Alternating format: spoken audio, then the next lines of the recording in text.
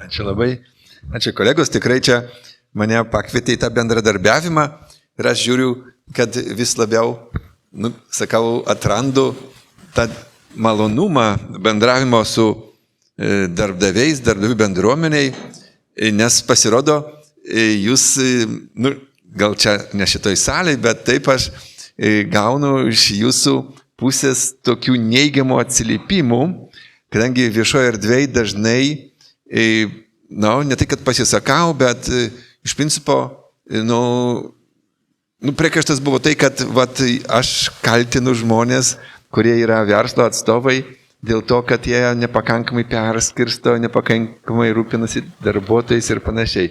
Tai aš turiu dabar pasiteisinti to, kad taip nėra. Aš paprasčiausiai sakau, kad jūs esate labai skirtingi. Ir kai sakai vieną sakinį, negali iškart pasakyti kito sakinio. Ir kad pas mus yra piknaudžiaujama, tai yra tiesa. Bet jūs esate skirtingi. Ir tokiu būdu, aišku, yra daug žmonių ir gal jūs sudarot didelę dalį ir pagrindinę gal dalį Lietuvos verslo žmonių, kurie taip nedaro. Bet yra tie, kurie daro. Ir dėl pas mus yra tokia situacija, kad tikrai daug prarandam, nes prarandam solidarumą.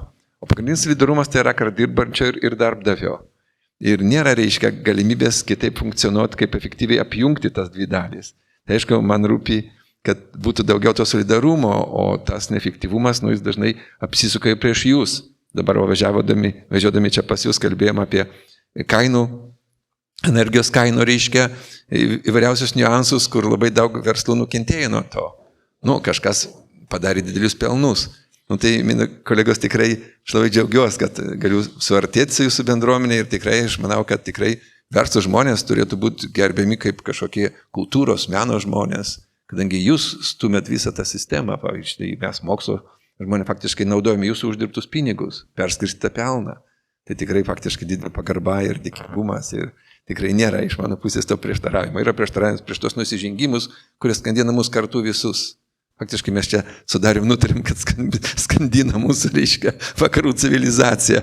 Čia irgi rimtesni klausimai. Reikėtų gal susirinkti kažkoje kitoje auditorijoje ir plačiau šitą aptarti. Gerai, o dabar laiko, kiek suprantu, neturiu labai daug. Klausimas labai platus, tai aš trumpai pasakysiu, kad labai rimtai čia daro rimtą darbą, kadangi tikrai tų stojimų įstojančiųjų nebus daugiau. Kadangi iš principų, jūs žinote, jų skaičius mažėja. Ir tai, kad jų mažiau stoja ar į vieną kitą mokyklą, ar vieną kitą profesiją, tai ne todėl, kad yra profesija gerai blogai ruošiama, ar nepakankamai žmonės apie žino, faktiškai žmonių nėra. Taip?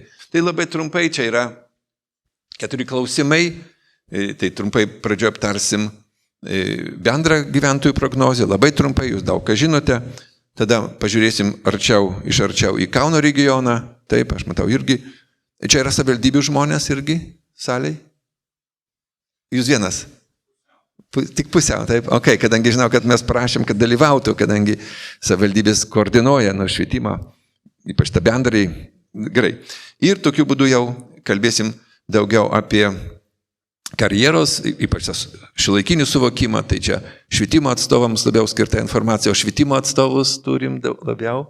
Okay.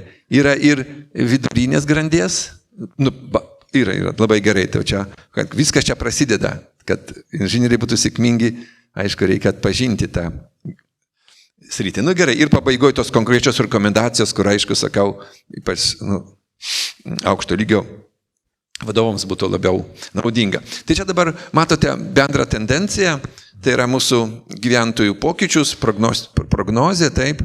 Aš manau, kiekviena savivaldybė regione turi turėti tokią struktūrą pagal savo teritoriją, taip. Ypač jeigu plėtojam švietimą, bendrąjį ugdymą, tame tarpe įmonių plėtrą, aišku, labai gerai būtų matyti tokius skaičius šiek tiek iš viršaus, kadangi žmonės vis labiau darosi siaurų. Tai reiškia, būtų kaklelio to elementų ir nuo jų vis labiau priklauso investicijų efektyvumas ir jūsų gamybos perspektyvos. Čia yra mūsų amžiaus piramidė, mūsų visos Lietuvos. Vėl sakau, aišku, būtina turėti pagal savivaldybės, taip, net regionai yra per didelis vienetas. Bet realiai jūs matote, kad faktiškai skaičiai čia labai gerai parodo mums perspektyvą, labai lengva prognozuoti demografinius procesus, kadangi čia yra vertikalus grafikėlis, jis parodo vaikų skaičių, mergaičių skaičių, pavyzdžiui, nuo 0 iki 1 metų, taip.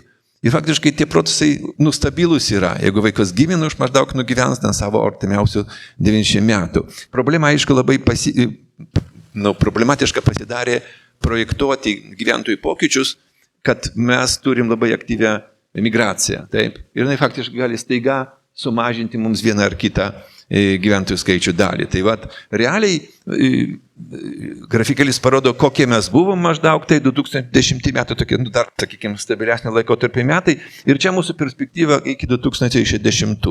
Taip, kiekviena savivaldybė galite matyti savo struktūrą, vėl ypač statybininkams svarbu, kaip plėtot ką, bet sakau, čia daug tų klausimų konkrečių, tai nesustosiu. Bet realiai matote, kad čia perspektyva jinai yra determinuota realių pokyčių. Ir dabar, jeigu jūs matote, kaip tie skaičiai, kaip tie pokyčiai formuojasi pagal apskritis, tai Kauno apskritis, matote, irgi praranda žmonės, taip, čia per tos 20 metų mes visi prarandam, geriausiai atrodo liktai Vilnius, taip, kadangi faktiškai mes visi aukojam, mes visi Kauno, region visos apskritis aukoja Vilniaus naudai. Tai tikrai turėtų būti ir vyriausybės politika žymiai reiklesnė savivaldybei, Vilniaus savivaldybei. Jie atsako už tai, ką mes jam aukojam, nieko mums negražindami. Tai tikrai yra politikų lygmo, kad įsipareigojimas Vilniaus kitų savivaldybių turi būti žymiai didesnis. Jie čia mums nedalina mums, reiškia, pinigų. Faktiškai naudojasi brangiausio, ką mes turim, tai mūsų žmonėmis. Atleisk, kad aš su Vilnietis, bet dabar kaip jūsų pusiai. Kadangi vis tiek bendras interesas yra svarbiau negu, reiškia, vienos ar kitos teritorijos sėkmė. Turi būti šalies sėkmė, tada bus ir atskira sėkmė atskirų teritorijų. Gerai, mėly kolegos, bet jeigu mes žiūrim jau į darbingo amžiaus gyventojų, ir Vilnius jau netaip gerai atrodo, praranda ir Vilnius. Taip, mes visi prarandam darbingo amžiaus gyventojus, faktiškai dėl bendro gyventojų skaičiaus mažėjimo, ir dėl gyventojų senėjimo. Kaip matote, reiškia, čia jau Kaunas šiek tiek atrodo geriau negu vidutiniškai Lietuva, bet, matote, vis tiek praradimai dideli.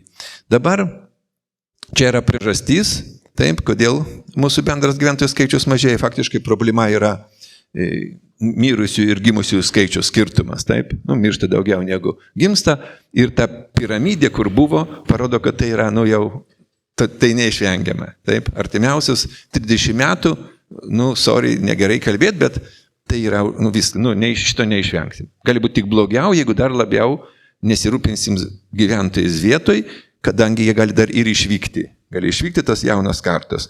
Tas vyresnis, jos jau bus taip, kaip yra. Jos gyvens, gal gyvens ilgiau, gal bus sveikesni, bet faktiškai vis tiek riba yra tie 105 metai, kad pas mus tiek būtų. Ar čia gerai ar blogai, mėly kolegos? Čia ne gerai, ne blogai. Čia yra kitaip. Taip nebuvo. Ir mes, tokie kaip jūs, šviesūs žmonės, kurie tikrai aukojat savo laiką, jūs galėt būti savo gamybose, pas jūs tikrai yra degančių reikalų, bet jūs atėjot čia. Tai čia ta kultūra, kurią sakau, netiesa, kad darbdaviai tik tai nuslėpia ir nemoka. Moka, aukoja, kūrė. Jūs kūrėt, sakau, čia aš visą man labai dėkingas, kad galėjau taip arčiau pažinti jūsų bendruomenę. Mėly kolegos, bet čia toks faktas. Tai gali būti mums teigiamas dalykas, kadangi kažkur atsiranda pertekliniai žmonės. O pas mus natūraliai jų bus mažiau, todėl bus mažesnės apkrovimas, bet čia rimti klausimai, viską trumpai nepasakysi, bet čia yra tokia tikrovė. Dabar kitas, reiškia, grafikėlis jums parodo, kaip išsidėsto vaikų dinamika. Tai vėl labai svarbu mokykloms, bet taip pat, aišku, jums visiems, projektuojant savo teritoriją. Jeigu jūs tapatinat savo sėkmę, savo ateitį su savo teritorija, tai aišku, būtinai turi žiūrėti, kaip keičiasi gimusių vaikų struktūra. Nuo to priklauso, kokias mokyklas reorganizuoti, neorganizuoti, dalinti, viską turit pagrįstai apgalvoti. Aišku, atitinkamai projektuoti žmogiškųjų išteklių perspektyvas įmonėms. Čia yra tas, kas gelbsti Lietuvą. Taip, tai yra to, ką mes faktiškai, čia Dievo dovana. Negražu, taip negerai, tas karas ir panašiai, bet faktiškai migrantai, tokie, pavyzdžiui, kaip ukrainiečiai, tai labiausiai aukščiausias vertės migrantas. Taip, šitas labai blogai, kad šitas suprato ir vokiečiai. Ir dabar jie faktiškai sugeria visus. Ir iš mūsų palieka Lietuvoje integruotis geriau ukrainiečiui. Taip pat ukrainiečiui geriau integruotis Lenkijoje. Bet trigubai, keturis kartus aukštesnės socialinės garantijos pervilioja jos. Ir jie aukoja integraciją vardan pasyvių pinigų. Tai žininga šitą sakiau Briuseliai, bet nieks nenori su manim diskutuoti. Bet vėl čia kitas klausimas. Ukrainietis dabartinis pabėgėlis, jis yra kitas negu tradicinis pabėgėlis, kadangi jis orientuojasi į integraciją, o ne į paramą. Tradicinis pabėgėlis iš Somalio, iš Pakistano, taip, Afganistano, jis orientuojasi į socialinę pagalbą. Jis įpratęs, ukrainietis neįpratęs. Kaip ir mes vidutiniškai neįpratę. Bet jau mūsų žmonės jau įprato, jau dabar dažnai išvyksta iš Lietuvos, negalvodami integraciją, o galvodami apie socialinę paramą. Taip pat mes sugadinsim ir šitą paskutinę bangą, tai dabartinių ukrainiečiai. Bet faktiškai jie jau įprato, jie jau sužinojo, kad galim naudotis pakankamai gerai, piknaudžiaujant, ir šit nesuprantas, kad piknaudžiaujama. Gerai, vėl atskira tema, nėra laiko diskutuoti, bet Europoje visi žaidžia dėl savo interesų. Ir faktiškai aš sakau, ką jūs darot, tai neefektyvu. Ir plus nepasitenkinimą žadinat savo Vokietijai. Bet jie sako, po 3-5 metų bus tik laimėjimai. Ir tai, kad šiandien tos moterys, kurios pas mus dirba 56% darbingo amžiaus pabėgėlių. Faktiškai mums Lietuvai jie nieko nekainuoja. Jie uždirbo mūsų biudžetui dvigubai daugiau, negu mes jiems išleidom. Tos moterys, kurias priimam, maitinam, jos mus maitina. Taip, jie mums uždirbo 86 milijonus, o mes jiems išleidom nepilnus 34. Suprantat? Mes iš jų gyvenam, nesvarbu. Bet faktiškai Lenkijoje 71% dirba, dar aukščiau. Suprantate, integruotis jiems lengviau yra, bet faktiškai dabar išvyksta jos iš Lenkijos, važiuoju į Vokietiją, kur nežino kalbos, kur nenori dirbti, bet ir nesiekia dirbti. Kadangi jie į rankas gauna, mama su 2 vaikais, gauna 1200 socialinės paramos, 1400 socialinės paramos ir 1200 būstui ir komunalinėms išlaidoms. 2600 gauna mama su 2 vaikais. Ir neturi dirbti, turi dalyvauti kalbos mokymuose. Gerai, aš užimu laiką to pranešimo, kuris nenumatytas, bet labai svarbu jums pasakyti, kad čia visur yra gudrybės. Politiką reikia išmanyti, reikia būti solidariems, kad ginti savo interesą, nacionalinį interesą. Pirmiausia, aišku, nacionalinio verslo. Visa socialinė politika turi aptarnauti verslą, efektyvų verslą, bet verslą, kuris yra socialiai atsakingas, kuris kaupia visiems. O ką kalbėjom su jumis, bet čia vėl sakau, daug tų kalbų. Todėl migracija yra labai gerai, jinai turi būti atsakinga, turi būti valstybės reguliuojama.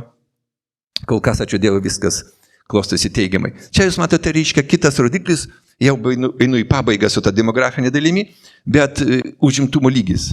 Kad metot faktiškai mes artėjam prie 80% užimtumo lygio. Užimtumo lygis parodo, kokia dalis darbingo amžiaus gyventojų yra užimti. Bo ne visi gali dirbti, yra neįgalieji, yra šiek tiek tinginiai, viskas normalu, bet 80% yra jau toks labai aukštas lygis. Ir metot, mes Lietuvoje kaip pagerėjo mūsų rodikliai.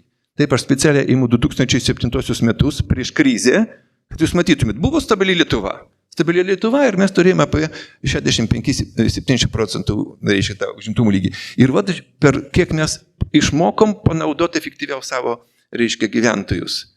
Tai faktiškai, bet jau ribos. Sunku dar, ką nors įgaliuosius galim labiau įdarbinti, bet faktiškai jau mes padarėm daug ką.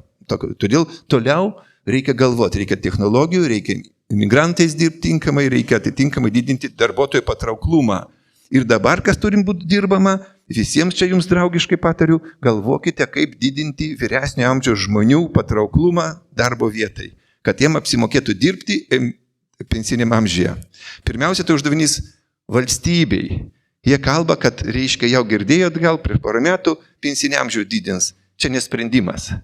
Jie tai padidins, bet mes tų žmonių darbo vietos neturėsim. Mes jas turėsim, jeigu didinsim darbo vietos patrauklumą vyresnio amžiaus žmogui. Bet uždavinys turi būti valstybei, kadangi turi sumažinti sodros įmoką pensiniam amžiaus žmogui, pelno įmoką, pajamų mokestį irgi galima sumažinti. Daug ką gali padaryti, kad mums sumažinti kainą samdant pensiniams darbuotojų. Aišku, reikia kitą dalį garantuoti jam arba socialinės garantijas aukštesnės, kad jam apsimokėtų. Vienu žodžiu, didinti ekonominį patrauklumą. Visą kitą tai suprantate. Tai čia pagrindinė kryptis. Ir darbo vietose žiūrėkite, jeigu yra normalių žmonių, Tai reikia ieškoti sprendimų, kad mums pigiau būtų, bet jam būtų geriau. Labai geras biznis būtų, pavyzdžiui, gražinti reabilitacijos paslaugas. Kad, pavyzdžiui, jeigu dirbau pensiniam amžiui, gaunu 3 dienas spa kažkur nemokamai. Taip puikus būtų mechanizmas. Iš vienos pusės patrauklus, buvo vyresniame amžiuje, kas yra svarbiausia - sveikata. Ir daug yra mechanizmų, arba, pavyzdžiui, jeigu turit stažą, ten 38 metai, arba atidirbot pensijai 3 metus, sąlyga tokia, kad per savaitę turit patekti į bet kurį gydytoją. Kad neturi laukti ilgiau negu savaitę. Suprantate? Jeigu negali patekti į public tą gydytoją, į private, nesvarbu, sumokam, bet per savaitę, jeigu žmogus turi ar aukštą stažą, arba ten ilgesnį darbą, pensinį amžių, daug tokių dalykų, suprantat, kurie mums nieko nekainuoja, žmogus turi tą, kad nori, o faktiškai laimim tą, kad turim pakankamą darbo išteklių, turim, reiškia, sąžiningą, ramią perspektyvą. Bet reikia dirbti aukščiausiam lygyje, o nesakyti, kad padidinsim pensinį amžių. Jeigu tai yra prievarta, jeigu žmonės piktinasi, matot, kiek padarė problemų Prancūzija. Rusija, kiek buvo rūpiščių, Lenkija, kiek buvo rūpiščių, kai norėjo tą amžių kelti. Čia pats neefektyviausias būdas. Bet sakau, vėl čia kitas klausimas ir ne šitam pranešimui gal viskas parašta. Paprasčiausiai matot, kad tikrai ribos yra ir labai siaura vieta bus darbo ištekliai. Paskutinis grafikėlis iš šito punkto prezentacijos tai yra jaunimo nedarbo lygis. Taip, čia yra erdvė, kur galima dar galvoti, kad yra žmonių, potencialių žmonių, kurias galima įdarbinti, kur galima iškoti, reiškia, darbuotojų tame tarpe švietimo įstaigoms. Mėly kolegos, didelė atsakomybė mokykloms, kadangi iki 40% jaunų bedarbių neturi jokio profesinio pasirengimo. Reikia kažką daryti. Faktiškai negalima šiandien 21 amžiuje išleisti žmogų iš bendro ugdymo sistemos be profesinio pasirengimo. Tai yra faktiškai savižudybė. Jūs suprantate, kad turbūt tėvai negalėjo daryti įtakos, arba tų tėvų nebuvo, supraskite, 30% šeimų mūsų yra nepilnos. Lietuvoje. Nepilnos. Todėl mokykloje kalbėti apie šeimos atsakomybę tai yra nusikaltimas. Nesąžininga. Kaip sakyti, reiškia, apie lėtą judėjimą žmogaus, kuris yra tik su viena koja. Nekorektiška. Pedagogo atžvilgiu, aš esu pedagogas. Negražu kaltinti arba rūpintis arba primesti atsakomybę šeimą. Jie nedaro, neparuošia, jie negali. Ir net tos šeimos, kurios yra pilnos, 70% pilnos, taip, tai toj pilnose šeimose 5% neturi pilnų socialiai orientuotų santykių. Ten yra arba įtampos, arba tratata, netratata. Mėly kolegos, tokia yra mūsų visuomenė. Tokia yra Europos visuomenė. Todėl sakau, jeigu mes turim tos vaikus, jeigu ateina, aš gaunu atlyginimą ir pedagoginė sistema yra stipresnė, negu reiškia socialinė aplinka, mes galim suteikti tam vaikui vertę. Bet čia bus dar kito pranešimo tema. Mėly kolegos, tai reiškia tikrai jaunimas yra svarbus, dar šiek tiek galimybių yra, bet reikia galvoti, koks jis yra ir jis formuojasi švietimo sistemoje. Tai reiškia, jau ten turim nepamiršti, kad neišeitų be profesijos. Išvyks iš Lietuvos, neišvyks, vis tiek turim galvoti apie ateitį to žmogaus ateitį. Todėl būtinai, tol labiau matot, yra perspektyvos, yra profesinės mokyklos, yra kitos. Bandykim, padėkim, kad vis dėlto gautų profesiją. Tas, kuris nenori, nesuvokia, paprasčiausiai nesirūpina. Ok, čia visai bus kita tema, labai greitai. Taigi, geras klausimas, Dievui į ausį, yra problemų. Yra problemų ne Lietuvoje, yra problemų su mūsų socialinė raida. Ypatingai aštrios, naujos, dažnai mes nepasiruošę ir švietimo sistemai nepasiruošę reaguoti į tai, kas vyksta, greičiau negu mes suvokiam ir galim suvokti, kas vyksta. O kas vyksta? Pirmiausia, tradicinių santykių vertybių infliacija. Viskas keičiasi. Labai dažnai nemokam suvokti, kodėl taip vyksta, o tas jau vyksta. Laisvo pasirinkimų vaidmens didėjimas. Faktiškai viską galima daryti, viskas teisėta. Nors visiškai netinkama. Susitimėjimas, taip, empatijos sumažėjimas, tai reiškia mūsų bendrumo sumažėjimas. Ir asmeninio pasirinkimo atsakomybės didėjimas. Faktiškai vis labiau skatinama individualus žmogaus sprendimas, nors tas žmogus neparuošiamas tam sprendimui priimti. Ir atitinkamai gimsta konfliktai. Šitoj postmodernioje visuomeniai, jau tai yra šiandien, faktiškai jau ir vakar, išsilavinimas jau negarantuoja tinkamo darbo. Tai galima sakyti jau nuo 20 amžiaus pabaigos, ne? Nieko bendro. profesija neapsaugo nuo skurdo, taip. Teisininkas, medikas taip pat gali būti bilekur, ne? Surandat ir tame tarpe Lietuvoje.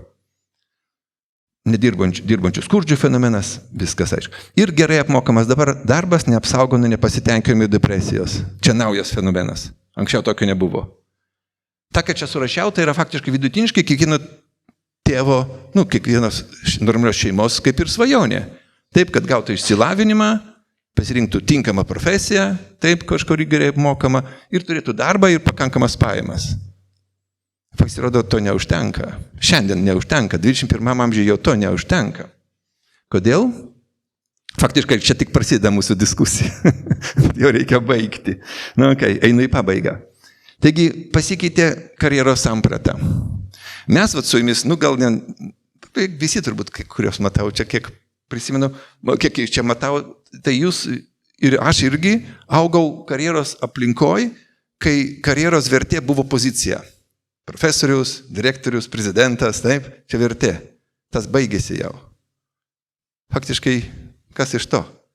Profesorius, prezidentas. Kodėl kas iš to? Turtingas, gera mašina ir pšik. Koks pšik? Kur pšik? Pšik? Koks? Va. Nedžiugina. Viskas yra. Viskas, ko norėjo mama, senelė, prosenelė ir nedžiugina. Ir pasirodo, tas nedžiugina, tai nėra taip paprasta, ne? Pasirodo, tai yra super aktyvu. Ir čia aš jums ir parodau. Pirmiausia, kad šiuolaikinė karjera, labai svarbu, kad vaikai žinotų, bet reikėjo jos paruošti. Bo jie dar gali augti tėvų paradigmoj ir pasiekti tai, ką visi nori, gauti visus tas regalijas ir pšik. Ir pšik, kur mes juos sutiksim? Gerai, Dieve mano, tai greit reikia viską užbaigti, bet daug dalykų.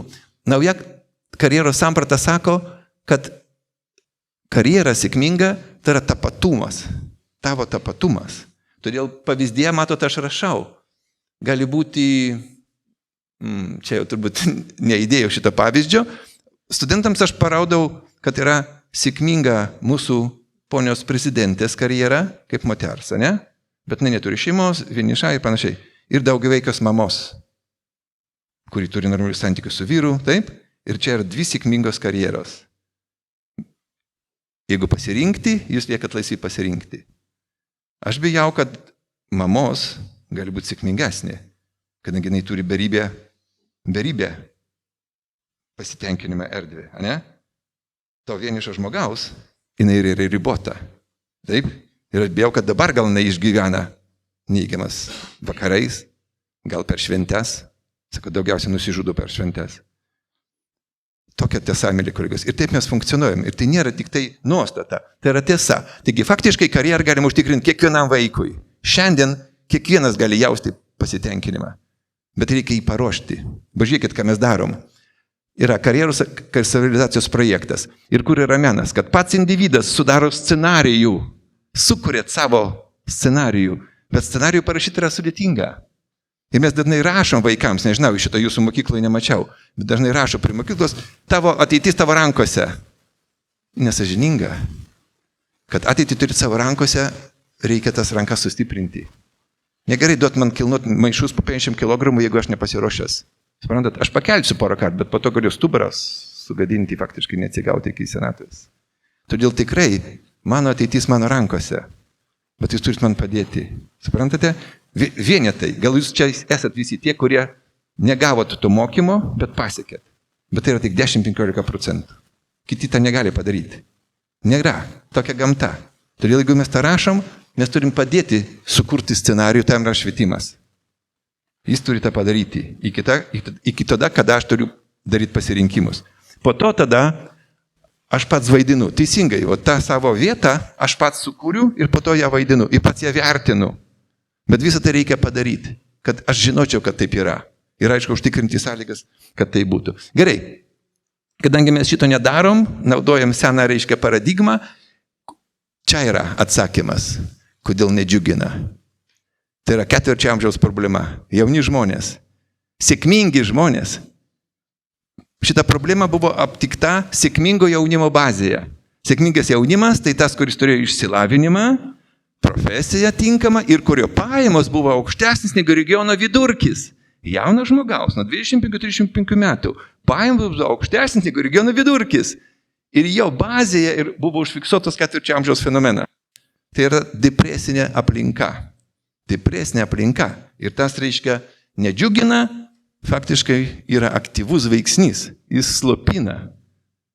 Ir vat, jeigu čia galima žiūrėti žymiai dideliau, bet čia yra problema. Nu ir čia ateina, reiškia, inžinierių profesija, kuri faktiškai viską sėkmingai sprendžia. Tikrai, mėly kolegos, dėl tos karjeros, tai sakau, ten atskira tema. O realiai galima sakyti, kad tikrai inžinierių profesijos galimybės tai daug daro to, ko šiuolaikiniam žmogui reikia. Taip, faktiškai daug daro to, ko reikia, kadangi iš vienos pusės, tai aišku, galimybė įsidarbinti, čia puikiai parodėte, kad tai ir augantis rytis, ir pinigingas rytis, ir pakankamai laisva. Todėl didelį galimybę dirbti savarankiškai, kas šiuolaikiniam žmogui svarbu, nors aišku vis tiek negebėjimas dirbti kolektyviai, tai jau yra mankamentas, tai yra blogybė ir negalima leisti grinai ir formuoti, reiškia, tą individualybę kaip absoliučią vertybę. Ne. Individualumas, bet kolektyviniam darbui, o ne individualus dėl individualumo. Ne, tai čia būtų neefektyvu. Nu ir atitinkai matote didelė erdvė kitų dalykų, kūrybiškumas, galimybė augti, kas yra jaunam žmogui labai svarbu, šiuolaikinį žmogui. Tai tikrai čia ne tam, kad, reiškia, agituoti, o tam, kad objektyviai atskleisti, reiškia, tą tikrovę, kurią mes garantuojam per inžinierinio pobūdžio profesijas. Ir dabar ateiname jau į paskutinį bloką, dar yra porą minučių, taip yra diskusijai. Va, mėly kolegos, tai yra svarbiausia, ką galim padaryti, kadangi tos visus teigiamus dalykus galim pasiekti čia ir dabar.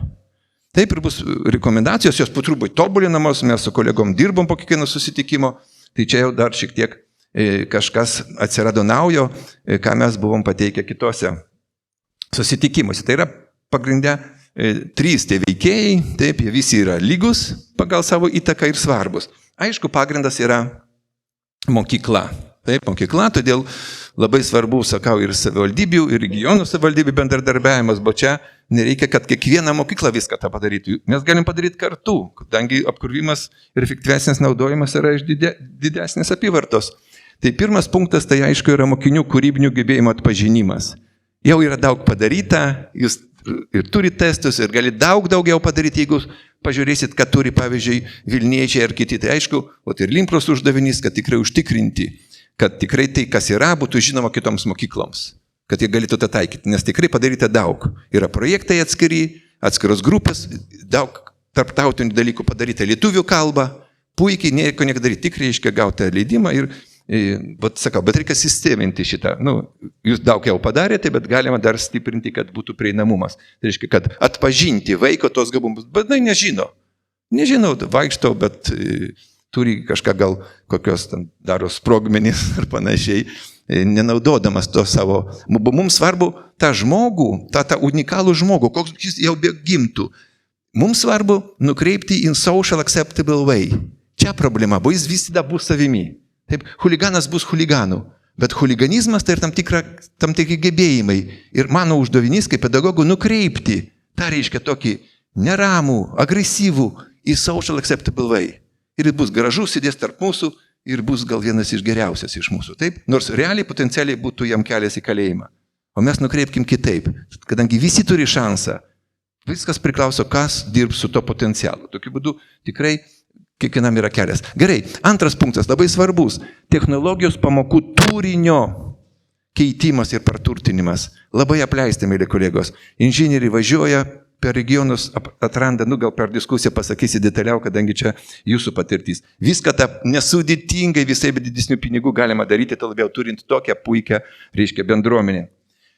Techninių kūrybingumo skatinimas, prašau, vienas iš jūsų priemonių, tai tikrai vadovai, kad pastebėtų, kai organizuojami konkursai, kad praneštų bendruomenėms savo, dažnai žino, pas mus nėra kam važiuoti ir padeda į stalčių. Ne, praneškit, padarykit sąlygas, to labiau, kad galima gauti ir paramą, ir nuvažiuoti kartu, faktiškai mažai kas kainuos mokyklose, ar kad vaikai pajausto, kad galima ir norėtų dalyvauti. Aišku, privalomas karjeros valdymo kompetencijų ugdymas, tą sakiau, turbūt privalomas. Aš savo studentų klausiu, faktiškai tik tai 15-20% mokyklų teikia paslaugas. Aš dėstau filosofijos fakultete, pas man studijuoja žmonės, kurie studijuoja sociologiją, kriminologiją, tokio pobūdžio žmonės. Tai skirtingi regionai, nenoriu čia įvardinti nieko, bet apleista visiškai. Amerikoje, kiek buvau, pavyzdžiui, tai ten vaikai neturėjo, nežinojo gal kažkokių faktų, geografinių ar istorinių, bet visi žinojo, reiškia, apie karjerą ir panašiai. Tas, karjera kaip dalis, tokiu būdu būtinai sumažinkit, atleiskit gal, nežinau, istorijos ar biologijos pamokų skaičių, bet būtinai įveskit stiprų, sistemingą karjeros ugdymą. Ypač tą šiuolaikinį, kad tu gali, sėkmė tai yra tavo suvokimas, sėkmė tai yra tavo fantazija. Suprantat, sėkmė fantazija, o ne prievolė. Bet čia dideli dalykai. Ir kolegos, todėl sakau, tas numatyta mūsų įstatymė, valandas tai yra skirtos, bet paprastai mes jas leidžiam, ne taip, kaip turi būti. Taip, ir tada kontaktai su darbdaviais ir darbo galimybės vasaros atostogų metu būtų didelė pagalba, ypač vėl turint tokią šviesią bendruomenę, kurie ne tik ima ir laukia tų vaikų, kad išnauduota, tikrai, kad padėt pasidžiaugti ir reiškia, pasidalinti. Ir techninės kūrybos būrelių organizavimas, tai suprantate, vėl sakau, žiūrėkit, kai yra tokia aplinka, toks palaikymas, tai turėtų būti nesunku. Ir vėl nepamirškit, daryti ne tik savo lėšomis. 3-4, reiškia, mokyklos jungiasi, todėl labai svarbu vėl, kodėl akcentavau savivaldybę, kad jie padėtų, bo dažnai, mokyklos vadovai turi savo uždavinius, o čia reikia šiek tiek koordinavimų. Taip, kitas blokas tai yra vietos verslo bendruomenė, taip, tai irgi matote labai daug galimybių. Pirmiausia, aišku, dalyvauti karjeros valdymo kompetencijų ugdyme, tai pamokos, užsiėmimai, tai tie žmonės sėkmingos, suprantate, tai nereikia pačiam ruoštis, paprašau ir atsiunčia ir skaidrės, ir savo medžiagą, ir gali pakviesti į susitikimus ir panašiai. Labai svarbus antras punktas, tai remti techninės kūrybos būrelių steigimo funkcionavimą. Vėl čia gera jūsų akcijos, jūsų pavyzdys gali būti, jeigu norite ten. Ir, sakau, reikia žiūrėti, kad nepiknaudžiaut finansiniais ištekliais įmonių, bet grinai patalpos, taip, grinai reiškia tai, kas yra. Labai svarbus punktas, naujas mūsų pasiūlytas, tai yra prisidėti prie technologijų mokytojų kompetencijų. Jeigu aš sakau, turinį keisti, tai nebijokit, tai čia nebus jums uždavinys. Jums bus uždavinys, jeigu jūs tą mokytoją susisiekti su įmonė, paklausti, kur geresnė atlyginimai, kur ką, gal galima ateiti, gal iš ten iš jų atnešti. Svat, kad tikrai nebūtų būtinai, reiškia, ten, kepimo pamokos ir dar kažką. Taip, yra tos šviesios įdomios, kur moteris, inžinierės, žiūrėkit, kiek čia auditorija kokia žmonių. Taip, kad patikėtų ir ne kad apkrauti mokytai, aš prieš, kad apkrauti, kad, toks ir koks yra. Bet padėti, paaiškinti, kur tu gali gauti visus sprendimus, jie visi yra, bet neužsidaryk, nedaryk tai, kad daryk vakar, daryk naujai, prašau, žmonės tau patars, paklausk tik tai. Fain, tai čia labai vietos verslas, tikrai tos struktūros, kurios gali tą padaryti, jie absoliučiai laukia, kadangi ateityje tai bus jų žmonės, jų darbininkai, jų reiškia ateitis. Prisidėti organizuojant vaikų ir jaunimo laisvalaikį, nepamirškite, kadangi geriausiai prieiti prie jauno žmogaus, prie jo interesą, ne per mūsų. Jis mūsų interesą negirdi, jis girdi tik save. Tai aišku, laisvalaikio, kažko autobusiuko važiavimas, viską. Ir per tą galima atitinkamai tos žmonės, jaunus žmonės pritraukti į savo priemonės. Skirti stipendijas, atitinkamų profesijų rinkimai, jūs jau sakėte, tas jau vyksta, nėra nauja, paprašiau, gali būti sistema. Galima susitarti ir dalį biudžeto, kuris skiriamas švietimui, taupyti, kad reiškia skirti profesinių atitinkamų, reiškia, programų realizavimą. Ir aišku, materialinės priemonės didinti savo įmonėse jaunimo įsidarbinimą. Čia sudėtingas punktas, bet nepamirškite, kadangi sakau, žmonių truks, nėra kito kelio. Taip? Kaip jūs elgsitės priklauso nuo to, kiek ramus ir stabilus būsite ateityje.